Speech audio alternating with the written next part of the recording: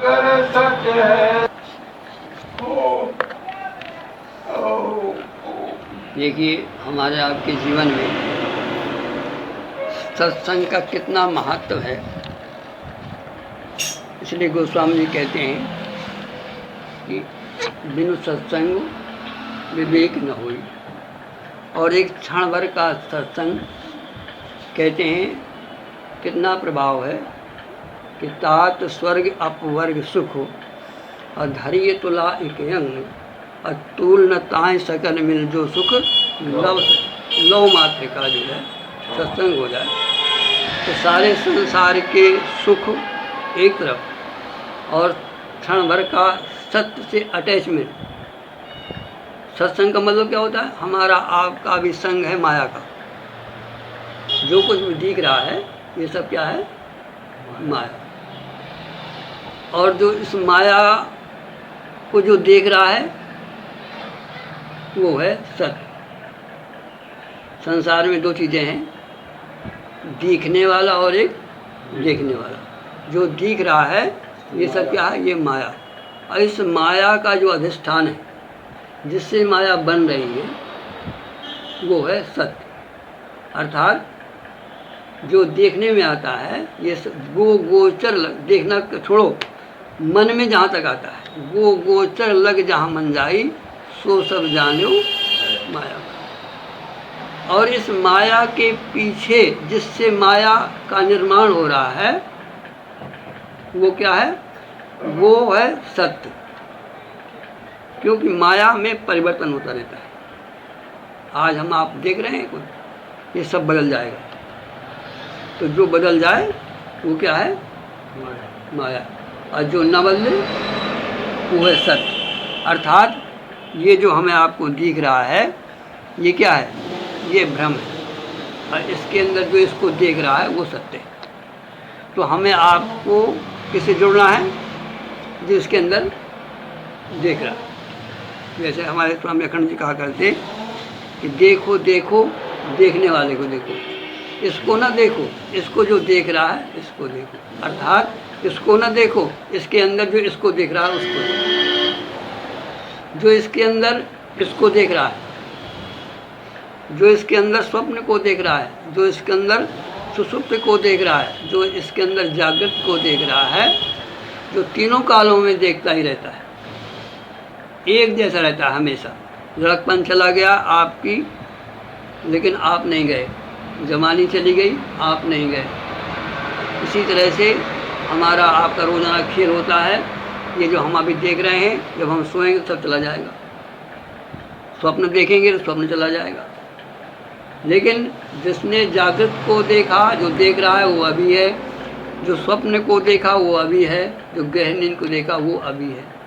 तो जो इसके अंदर तीनों कालों में बैठा रहता है, तीनों कालों का साक्षी है, वो आत्मा है और वो सत्य है, उसी का नाम सत्य है।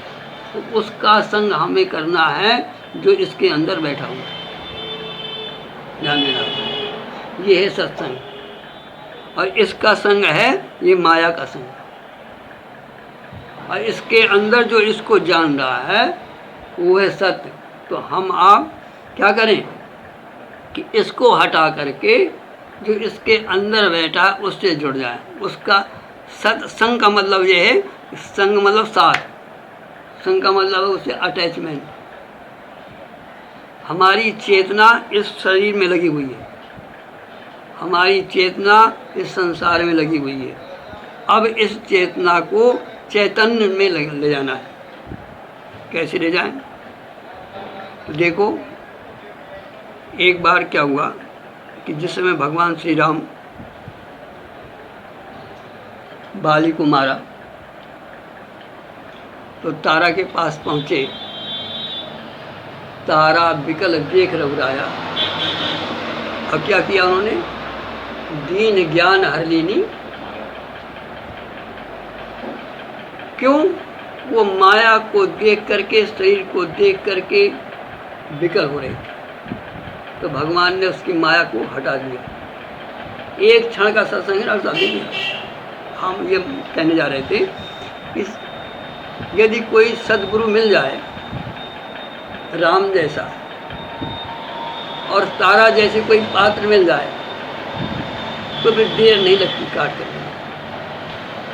महाराज जनक जैसा श्रोता हो और अष्टावक्र जैसा वक्ता, 1 सेकंड नहीं लगता। महाराज परीक्षित जैसा श्रोता हो और सुखदेव जी जैसे वक्ता हो। लक्ष्मण जी जैसा श्रोता हो और भगवान श्री राम जैसे समझाने वाले। जैसे खटवांग का भी था। हाँ, क्षणवा से मिले तो महारानी पार्वती जी जैसे श्रोता और भगवान शंकर जैसे वक्ता, तब जो है देर नहीं लगती। तो आइए चलें श्री राम जी और तारा का देखें। कहते हैं तारा बिकल देख रघुराया दीन ज्ञान हर लीनी। क्या ज्ञान दिया उन्होंने? कहते हैं क्षिति जल पावक गगन समीरा पंच तत्व से। कहने का भाव हमारा क्या है? भगवान समझा रहे हैं ये जो कुछ भी तुम देख रहे हो ना, ये 5 तत्वों का खेल है। कौन कौन से? क्षिति जल पावक गगन समीरा। पृथ्वी क्या है? ऊपर से चले, आकाश, वायु, तेज, अग्नि हो गई, आकाश, वायु, अग्नि, जल और पृथ्वी। संसार में डॉक्टर साहब 5 तत्व हैं और इस 5 तत्वों का सारा खेल है ना। और गोस्वामी कहते हैं गगन समीर अनल न धरनी इनकी नाद सहज जड़ करनी। 5 तत्वों का खेल है और ये 5 तत्व हैं जड़, है ना। जड़ वो कहलाता है जो ना अपने को जाने ना दूसरे को जाने। जैसे हारमोनिया है, ये जड़ है, ना अपने को जानते हैं और हम आप चेतन है। इसमें जड़ भी है और चेतन भी है। शरीर आत्मा को नहीं जानता, आत्मा शरीर को जानती है ना। अच्छा, तो क्या है? समझाने का मतलब क्या था उनका कि ये जो शरीर तुम देख रही हो ना सामने, ये 5 तत्वों का खेल है। क्षिति जल पावक गगन समीरा पंच तत्व रच से रचा शरीरा। सो तन तब आंगे सोहा। अभी लेकिन इसमें जो जीव था, जीव नित्य के ही लगे तुम हुआ। अर्थात एक नित्य है और एक अनित्य है, ये समझा रहे हैं हम। ये हमें आपको समझना है। संसार में 2 चीज़ें हैं, एक है नित्य और एक है अनित्य। अनित्य क्या है? वो 5 तत्वों से जो ये बना हुआ है सारा संसार। अब संसार को छोड़ दो आप, अब आइए आप अपने शरीर में। हमारा आपका शरीर भी भगवान के अनुसार क्षिति जल पावक गगन समीरा। अब सृष्टि का मार्ग छोड़ दो। यद्यपि सृष्टि का निर्माण सब इसी से बना हुआ है, 5 तत्वों से, लेकिन अब इसको समय के लिए आप छोड़ दो, आप अपने में आ जाओ। हमारा आपका शरीर 5 तत्वों से बना है। अब इसमें हमें आपको ये देखना है कि ये 5 तत्वों का जो शरीर बना हुआ है ये हमारे अंदर कहाँ कहाँ पर है। यहाँ पर आप आइए तो कहते हैं कि सबसे पहला तत्व कौन सा है? पृथ्वी। नीचे से आइए आप, पृथ्वी आएगा और ऊपर से चलिए तो गगन आएगा। तो आप पहले गगन में आइए आप क्योंकि ये जड़ है। अच्छा, तो सबसे पहले उत्पत्ति होती है आकाश की, और वो आकाश जो विराट में समाया हुआ है। देखिए, और एक बहुत गहरी बात है कि जो ब्रह्मांड में है वही पिंड में। तो हम ये हमारा आपका शरीर क्या है? ये बानगी है। जैसे कोई व्यापारी गल्ला वाला जाता है आड़त में तो जरा से चने ले जाता है और उस चने को देख करके वो पता कर लेता है कौन सी वैरायटी का है, क्या नहीं, भाव हो जाता है। तो ये हमारा आके ये जो है वानगी है ये। तो हमें आपको अपने समझना है ब्रह्मांड को। तो इसमें 5 तत्व हैं। वो पहला है आकाश को हम लेते हैं। तो इस शरीर में आप ये देखिए कि कहाँ कहाँ पर आकाश है कि नहीं। वो तत्व 5 तत्वों में जिससे बना है हमारा शरीर। क्षित जल पावक गगन समीरा पंच रचित ये अधम तेरा। अच्छा, तो अब हमें यह देखना है कि हमारा जो है आकाश कहाँ पर है हमारे शरीर में। तो आप ये देखेंगे आकाश का मतलब होता है रिक्त स्थान, पोला भाग। जैसे नाक के अंदर पोलापन है, कान के अंदर पोलापन है, मुख के अंदर पोलापन है, नसों के अंदर पोलापन है कि नहीं। तो ये कौन सा भाग है ये? आकाश। अच्छा, ये आकाश का भाग हम लिए बैठे हुए। जिस शरीर में हमने आकाश से ये बना हुआ है ना, तो आकाश इसमें है, हो गया। अच्छा, तो ये भाग किसका है? ये आकाश का है, हमारा नहीं है। ये हमें धरोहर के रूप में मिला हुआ है। कहते ना बड़े भाग्यवान स्तन पावा। और मनुष्य तन जो पाया है तो उसमें भी हमने जो मनुष्य तन में पहला तत्व है आकाश हमने लिया। अच्छा, अब दूसरी तत्व लीजिए। आकाश के बाद आता है वायु तत्व। जहाँ पोला होगा वहाँ हवा ऑटोमेटिक होगी, और कोई ज़रूरी नहीं है लेकिन पोला भी हो ना भी हवा हो। लेकिन जो हवा है वो हमारे आपके अंदर कैसी है? जब हम आप ऑक्सीजन लेते हैं शरीर में प्रवाहित होती है, नहीं प्राण जाता है ना। ये निश्चित हो गया कि हमारे अंदर आती जाती रहती है। तो आकाश भी आपने देख लिया अपने शरीर में, और प्राण भी देख लिए, वायु भी देख ली। 2 तत्व हो गए, आकाश से वायु। अब आइए तेज। तीसरा तत्व कैसे है, इसमें कहाँ पर है? तो हमारे आपके शरीर में गर्मी है कि नहीं है? हम आप भोजन करते हैं, जठराग्नि में जाता है, वो आमाशय में पच करके बाहर हो जाता है। अग्नि न होती कैसे बच जाता है? और जब अग्नि नहीं होती तो फिर ठंडा हो जाता है। तो हमारे आपके अंदर पूरे शरीर में आप देखो, हाथ फेर करके और गर्म हाथ निकाल लगाओ तो गर्म हो जाएगा। तो क्या होता है कि जो है इसका मतलब वो क्या, गर्मी भी हमारे अंदर है। अच्छा, अब हो गए 3 तत्व हो गए। आकाश हो गया, वायु हो गई, अग्नि हो गया। तो हमारे पास 3 तत्व हो गए डॉक्टर साहब। अब आइए जल। हमारे आपके अंदर जो नमी है खून में प्रवाहित हो रही है ना। और आप लार हो गया, पसीना हो गया, पेशाब हो गई, ये किसके तत्व हैं? अच्छा, अब आया पृथ्वी वाला। तो पृथ्वी तत्व हमारे आपके अंदर कहाँ पर है? हड्डियाँ, मांस, नाड़ियाँ, जहाँ पर ठोस पदार्थ है वो हो गए। तो 5 तत्व हो गए। तो अब हमें करना क्या है? अब हमें ये विचार करना है कि मेरे नहीं है, मेरे इसलिए हैं कि मैं इनको कहता हूँ, लेकिन है ये किसी और की। आकाश तत्व आकाश का है, पृथ्वी तत्व पृथ्वी का है, जल तत्व जल का है। तो हम क्या करें? थोड़ी देर के लिए हम इनको उनको अर्पित कर दें। भैया ये धरोहर के रूप में हमारे पास था, अब हम अपने स्व में जा रहे हैं। ये आप अपना ले लो, हमें इससे अब कोई मतलब नहीं। ये कैसे? ये देखिए भाव का खेल है। जिसकी रही भावना जैसी, प्रमुहूर्त देखी तिन तैसी। यदि आप भाव से इसको अर्पण, कहने का मतलब ये है कि जो आकाश तत्व है उससे हमें कोई लेना देना नहीं है। ये आकाश का है, हमारा नहीं है उसी को। तो भैया ये तुम्हारा है, हमारे काम का था, लेकिन अब हम इससे अलग हो रहे हैं। अब हम आपको इसको सौंप रहे हैं, हमें कोई इससे मतलब नहीं।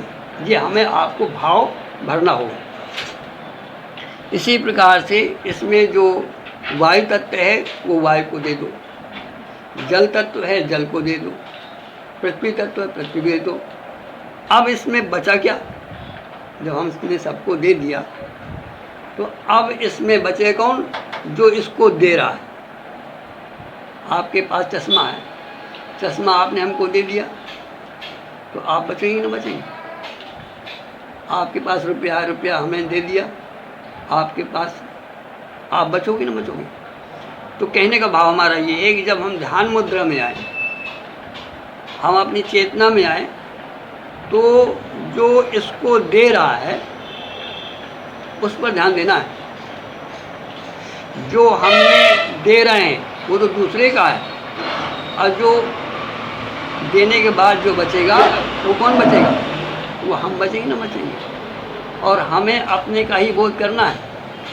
हमारा विषय यहाँ पर हम कैसे अपने स्व में जाएं, हम कैसे इन सब को बात करके अपना दर्शन करें।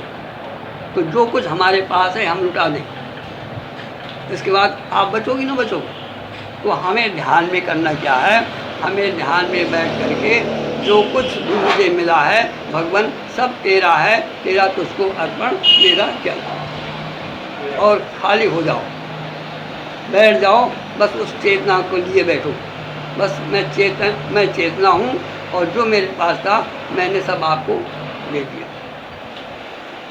इस तरह से आप संकल्पित होते चले जाओ और आप देखोगे कि सब शून्य हो गया, सब चला गया। कैसे चला गया? जैसे रात्रि में सोते समय धीरे धीरे प्रकृति हमसे सब ले लेती नहीं लेती। ऐसे ही आप ध्यान मुद्रा में अपनी चेतना को बचा करके सब छोड़ दो और ये समझो कि मेरे पास कुछ नहीं है, केवल मैं बचा। बात समझो? तो अब करो क्या कि धीरे धीरे क्या होगा कि आपके पास जो कुछ भी है आप उससे ओझल होते चले जाओगे। कैसे ओझल होते चले जाओगे? जैसे नींद में हम सब छोड़ते चले जाते हैं, जागृत पूरा चला जाता है, फिर हम स्वप्न में आ जाते हैं, चला जाता नहीं चला जाता। तो ऐसे ही ये संसार आपका धीरे धीरे चला जाएगा। इसके बाद धीरे धीरे स्वप्न में भी चला जाएगा और धीरे धीरे नींद भी चली जाएगी और केवल आप बचे रहोगे। और जब आप बचे रहोगे तो आपने को क्या पाओगे? आपने को पाओगे ईश्वर अंश जीव अविनाशी चेतन अमल सहज सुख राशि। तो क्या है? हम अपने भाव, जैसे देखिए ऐसा है जैसे आप घटना घट कोई घर में घटित हो गई और आप यहाँ बैठे तो आपका हृदय भर जाएगा। वहाँ हुआ है यहाँ हृदय भर जाएगा। तो ऐसे ही क्यों? भाव का खेल हुआ ना हुआ, वहाँ को केवल खबर मिली आपकी। इसी तरह से इस शरीर से भाव से हम आप इसको छोड़ते चले जाएं। तो एक तो होता है ये ज्ञान मार्ग, और यदि आप ऐसा नहीं कर सकते तो आप भगवान के नाम में डूब जाओ, केवल नाम रह जाए और आप रह जाओ और ये सब चला जाए। तो क्या होगा फिर? वो जो बचेगा वही है आत्मा और वही तू। और जो ऐसा करके इसको विदा करके उसका दर्शन कर लेता है तो उसी का जीवन धन्य हो जाता है। मम दर्शन फल परम अनुपा अजीव पावनिध सहज। ये है ध्यान की प्रक्रिया। तो इस तरह से हम आप जीते जी संकल्पित होकर के इसको छोड़ते चले जाते। एक बार ये कब होगा? जब आपका मन बहुत ही शांत होगा, मन बहुत निर्मल होगा और आपके अंदर दृढ़ संकल्प। जितने दृढ़ आप संकल्पित होते चले जाएंगे उतने ही शरीर से आप हटते चले जाएंगे। तो जीते जी इसको छोड़ना। कहते हैं जा मरने से जग डरे मेरे मन ही आनंद, और मरने से ही पाइए पूर्ण परमानंद। अर्थात होश में ये हमारा गायब हो जाए और हमें होश चेतना का बना रहे। और यदि हम ऐसा नहीं कर सकते तो दूसरा रास्ता ये है कि भगवान के भजन में डूबते चले जाओ। जैसे हम नींद में डूबते चले जाते हैं और इसको छोड़ते चले जाते हैं, ऐसे ही भगवान के नाम में आप दीवाना हो जाओ और ये अपने आप छूटता चला जाएगा। ये भक्ति का गुण है। भगत करत बिन जतन प्रयासा, हाँ सरल यही है। हाँ अच्छा, अब जब इससे हम परिपक्व हो जाएंगे, जब हमारे अंदर भक्ति का बल आ जाएगा, तब हम उस पर चढ़ सकते हैं। तो कहने का हमारा भाव ये है कि हम, विषय हमारा यहाँ था कि हम कैसे इससे अपने को अलग करें। ऐसे हम अलग करें कि मैं ये नहीं, और ये सब भगवान का है, भगवान ने मुझको ध्रुवर के रूप में दिया, और मैं तुझ हूँ, मैं ईश्वर का अंश हूँ, मैं चेतन हूँ, मैं अमन हूँ, मैं सहज सुख राशि हूँ। और जिस समय आप ये पाएंगे तो उसी को कहते हैं कि तात स्वर्ग अपवर सुख अधरी तुला एक अंग अतुलता सकल में जो सुख लो। फिर आप देखेंगे आपको महान शांति, महान सुख, आपको कौन कौन चीज़ मिलेगी? ईश्वर अंश मिलेगा, चेतना मिलेगी, और निर्मलता मिलेगी, और सहज सुख राशि मिलेगी। मतलब सहज में ही आप परमानंद में डूब जाएंगे। इसलिए कहा तहत स्वर्ग अपवर प्रीत लगेंगे पूर्णता सकल में जो सुख। ये है हमारी आपकी प्रक्रिया इससे हटने के लिए। कैसे हम, विषय हमारा यहाँ था, कैसे हम उस चेतना का अनुभव करें। तो ऐसे चेतना का अनुभव करें कि जो भी हमारे अंदर शरीर में है ये पंच तत्वों से बना हुआ है, पंच तत्वों से शरीर बना हुआ है। इसी पंच तत्वों से स्थूल बनता है, इसी से सूक्ष्म बनता है, इसी से कारण बनता है। यही सब मुख्य है। और मैं चेतना हूँ, तो मैं चेतना का ध्यान करो और इनका बात करो, तब एक स्थिति वो आएगी कि आप अपने को महान पाओगे। पूर्ण वृंदावन गाई की।